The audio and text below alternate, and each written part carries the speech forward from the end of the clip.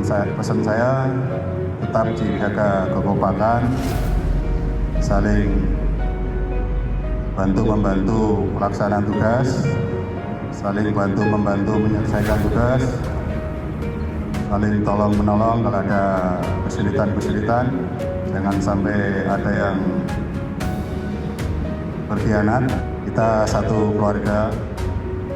Anda semuanya sama-sama keluarga besar Polisi Gorontalo.